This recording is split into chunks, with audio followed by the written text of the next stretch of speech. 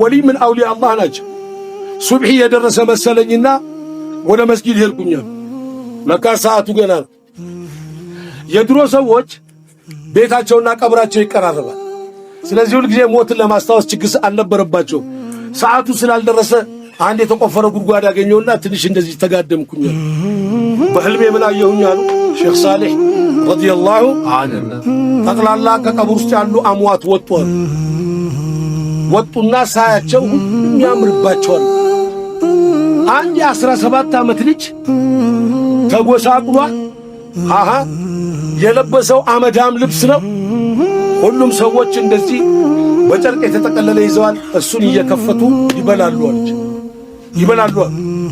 ልጁን ሄድኩና ጠየቅኩታል። አንተ አሟት አይደላችሁም እንዴ? አዎ አሟት ነው። ታዲያ እነዚህ ሰዎች ምንድነው የሚሰሩ?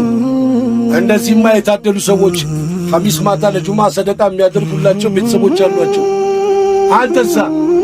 የኔማ ያ ሼኽ ሳሌሕ አይዋ የሚነገር አይደለም። ከናቴ ጋራ የመጨረሻ ሀብታም ናት እናቴ። ከናቴ ጋራ በረሃ ላይ ሲሄድ በረሃ ላይ ሞትኩባት።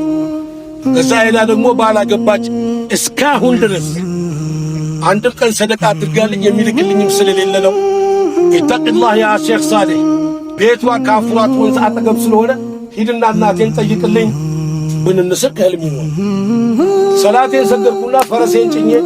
በነገራችን ላይ የሞተ ሰው በህልም መጥቶ የነገረህ ነገር ላይፍ ነው። የሞተ ሰው በህልም መጥቶ የነገረህ ነገር ትክክል ነው። የሐቅ ቦታ ላይ ስላለ መዋሸት አይችልም።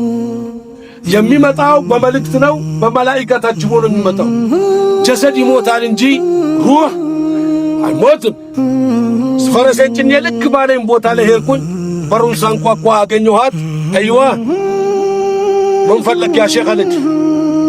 ልጅ አለሽ ወይ አልኳት። የለኝም አለች። ነበረሽ ወይ ስላት አለቀሰች።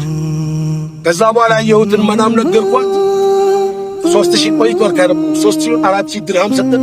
ሁለተኛ ቁረተል አይኔ የአይን ብርሃኔን አረሳው። ከእንግዲህ በኋላ ሰደቃ አድርግ። ያንን ገንዘብ ወሰድኩና ለሰደቆች አከፋፍዬ ዓሊም እንኳን እዛች ቦታ ላይ ሂጅተኛ ሆንከም እንዳለ ተነሳ። ልጁ ገና ሲመጣ ምን አለኝ? ጀዛከላህ ያ ሼኽ ሳሌሕ፣ ጀዛከላህ ያ ሼኽ ሳሌሕ። ያ አኺ አልኩት አሉ። እናንተ አሟት አይደለም? አዎ። ስለ ጁምዓ ከራማና ስለ ጁምዓ በረካ ምን የምታውቁት ነገር አላችሁ?